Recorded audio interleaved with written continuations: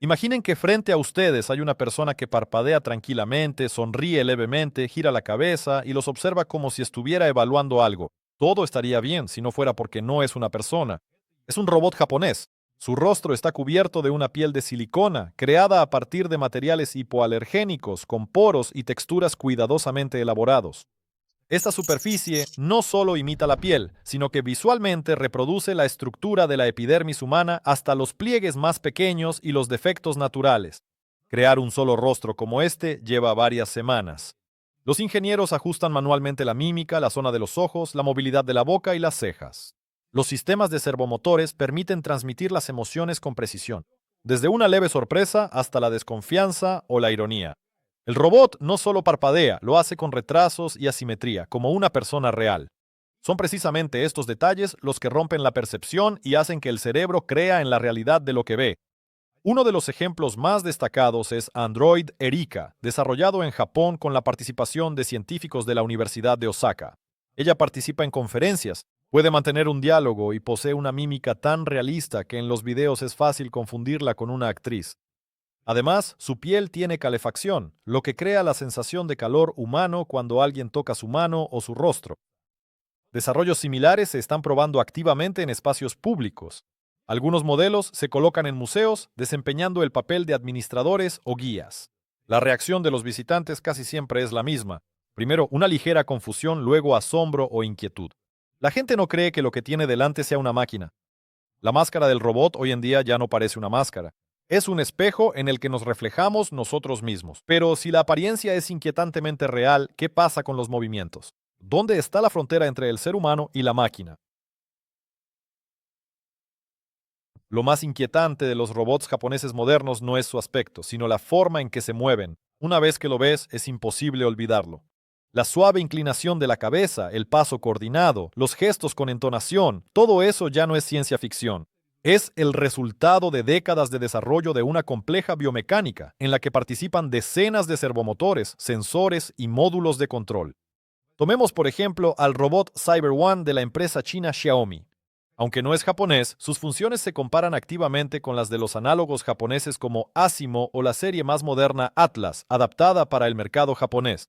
Estas máquinas son capaces de subir escaleras, mantener el equilibrio cuando las empujan, mover objetos e incluso bailar.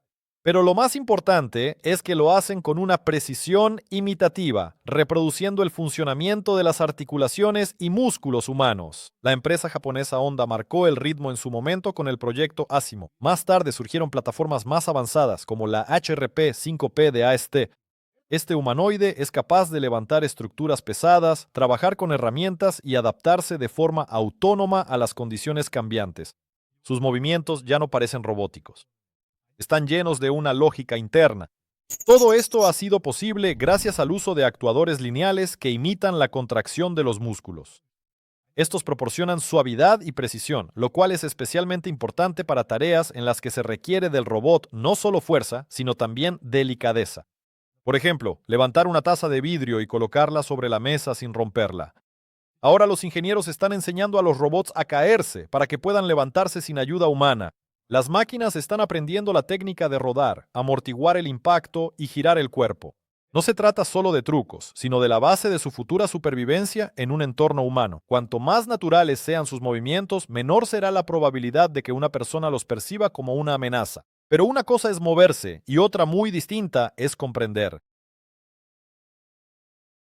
Los robots modernos en Japón están aprendiendo no solo a moverse y hablar, sino también a captar las sutiles señales emocionales de las personas. Imaginen una máquina que no solo escucha su voz, sino que entiende si están molestos, irritados o, por el contrario, contentos. Estas tecnologías ya se están implementando activamente en modelos creados para trabajar con personas, especialmente en el ámbito de la salud y los servicios. Un proyecto clave es el robot Pepper de la empresa SoftBank Robotics. Está equipado con numerosas cámaras y micrófonos que analizan la entonación de la voz, la expresión facial e incluso el movimiento de los ojos de su interlocutor. A partir de estos datos, saca conclusiones sobre el estado de ánimo de la persona y adapta su comportamiento. Si estás triste, intentará animarte. Si estás enojado, se comportará con más cautela. El sistema funciona sobre la base de inteligencia artificial entrenada con miles de interacciones reales. Cada señal emocional se traduce en un conjunto de parámetros: la velocidad del habla, el volumen, la expresión de los ojos y la boca. El robot no solo puede pronunciar una frase, sino también transmitirla con el tono y la expresión facial adecuados. Esto crea la ilusión de comprensión, aunque en el interior hay un algoritmo frío. Incluso los científicos japoneses están experimentando con sistemas de empatía. En las universidades de Kioto se están desarrollando modelos capaces de reconocer no solo emociones básicas, sino también estados más complejos como ansiedad, vergüenza e inseguridad. En esto participan modelos de redes neuronales similares a los que se utilizan en psicoterapia. Precisamente este tipo de robots se están probando cada vez más como asistentes para personas mayores, personas con autismo y pacientes en centros de rehabilitación. Porque no solo entienden lo que siente una persona, sino que responden de manera suave, de forma estable y sin irritación. Todo esto suena inspirador. Pero ¿qué pasará si estas máquinas no solo entienden, sino que también viven a nuestro lado? Imaginen que se despiertan por la mañana y ya les espera un café recién hecho, una camisa planchada y una voz que les recuerda una cita. Esto no es ciencia ficción, sino una tendencia que Japón está desarrollando activamente: asistentes humanoides domésticos. Se crean para ayudar en la vida cotidiana, facilitar las tareas del hogar y apoyar a las personas mayores. Uno de los desarrollos más destacados en este ámbito es el robot Care Support Robot de Toyota. Sabe levantar a una persona de la cama, ayudar a caminar e incluso transportar objetos. Su tarea es convertirse en un asistente físico allí donde la tecnología convencional no es suficiente. Gracias a la gran cantidad de sensores y a su precisa adaptación a los movimientos del cuerpo, es seguro de usar y lo suficientemente sensible como para no causar daño. Una idea similar está siendo implementada por la empresa CTMP, que crea robots courier y asistentes para hospitales. Estos robots se desplazan por rutas previamente establecidas, esquivan obstáculos y entregan los objetos necesarios. En uno de los hospitales de Tokio, estos robots trabajan en el turno nocturno, reemplazando al personal en tareas rutinarias. También existen versiones más sociales, por ejemplo, el robot Lobot, creado para brindar apoyo emocional. No realiza trabajos pesados, pero responde al tacto, te sigue con la mirada, pide que lo tomen en brazos y ayuda a combatir la soledad. Es especialmente popular entre las personas mayores. Todo esto se está implementando activamente, no solo en clínicas, sino también en hogares particulares. Los modelos compactos se están convirtiendo en una parte integral de la familia. Supervisan la toma de medicamentos, sugieren recetas y recuerdan asuntos importantes. Algunos de ellos ya están integrados con hogares inteligentes y pueden controlar la iluminación, el clima, las cerraduras y los electrodomésticos. Parece que estamos al borde de una era en la que la frase "un robot en cada hogar" deja de ser una broma. Pero estos asistentes no solo pueden servir café. En Japón, donde el envejecimiento poblacional y la escasez de mano de obra son desafíos, los robots dejan de ser un experimento para convertirse en unidad de trabajo, y no se trata solo de asistentes domésticos. En restaurantes, fábricas y hoteles, las máquinas asumen cada vez más las tareas rutinarias del día a día. No se cansan, no necesitan almorzar y no se van de vacaciones. En un café de Tokio llevan varios años probando camareros robots que son controlados a distancia por personas con discapacidad. Los robots se mueven por el salón, toman pedidos e incluso sonríen a los clientes. Para el cliente es una experiencia interesante y para el operador una oportunidad de trabajar sin salir de casa. La empresa Kawasaki ha desarrollado el modelo Friends Robot para la interacción en oficinas y entornos industriales. Se desplaza entre los pisos, reconoce a los empleados y puede entregar documentos o herramientas. Se adapta al horario de la oficina e interactúa con otros dispositivos a través de la red. Por su parte, el robot HPR-5P, desarrollado por el Instituto Nacional de Ciencia y Tecnología Industrial Avanzada de Japón, está diseñado para trabajar en la construcción. Es capaz de tomar paneles de yeso de forma autónoma, fijarlos a la pared y adaptarse a los cambios en la obra. Estas tecnologías no son solo prototipos. Ya se están implementando en proyectos piloto y atienden instalaciones reales. La mayoría de estos robots trabaja en almacenes y centros logísticos. Clasifican productos, transportan cargas e interactúan con líneas automatizadas. En condiciones de escasez de personal, estas soluciones permiten que los negocios no se detengan. En algunos hoteles, los robots trabajan como recepcionistas, en los supermercados como clasificadores. Su principal ventaja es la estabilidad. No hay retrasos ni errores por cansancio. Pero entonces, ¿quién controla todas estas máquinas? ¿O realmente lo hacen todo por sí mismas? Los robots japoneses modernos pueden moverse, hablar e incluso reconocer emociones. Pero detrás de la perfección exterior a menudo se esconde un elemento interesante, el ser humano. En algunos sistemas todavía se utiliza activamente la tecnología de telepresencia, donde un operador controla el robot a distancia, literalmente habitando su cuerpo. Y no se trata solo de un joystick, sino de una interfaz completa que transmite movimiento, voz e incluso, a veces, sensaciones táctiles. Uno de los ejemplos más impresionantes es el proyecto Avatar X de la empresa japonesa Telesar y la Universidad de Keio. Con esta tecnología, el operador puede ponerse un traje especial equipado con sensores y repetir movimientos que se reflejan de inmediato en el cuerpo del robot. Al mismo tiempo, la persona ve a través de los ojos de la máquina, escucha a través de sus micrófonos e incluso siente el tacto gracias al sistema de retroalimentación. Esto permite literalmente estar en otro lugar sin salir de casa. Otro proyecto interesante son los robots Orihime de la empresa Orilab. Se utilizan, por ejemplo, en escuelas y oficinas, donde en lugar de estar físicamente presente, una persona puede asistir a una clase o reunión de forma remota, controlando un pequeño humanoide con cámara, micrófono y altavoz. Estas tecnologías se han convertido en un verdadero avance para las personas con discapacidad, permitiéndoles participar en la vida social. Cada vez más, estos sistemas encuentran aplicación en la medicina. Los robots de telepresencia ayudan a los médicos a consultar a los pacientes de forma remota, observar el estado de los enfermos e incluso realizar exámenes. En situaciones de epidemia o en zonas remotas, esto resulta especialmente útil. La telepresencia es una etapa de transición entre la autonomía y el control. Mientras los robots no sean capaces de actuar completamente de forma autónoma en todas las situaciones, la persona sigue desempeñando el papel de piloto. Pero cada año, el nivel de autonomía aumenta y la cantidad de intervenciones humanas disminuye. Es interesante preguntarse qué sucederá cuando las máquinas aprendan a prescindir completamente de nosotros. Quizás valga la pena mirar atrás y entender cómo llegó Japón a la idea de crear este tipo de robots. No es casualidad que Japón se encuentre a la vanguardia de la robótica.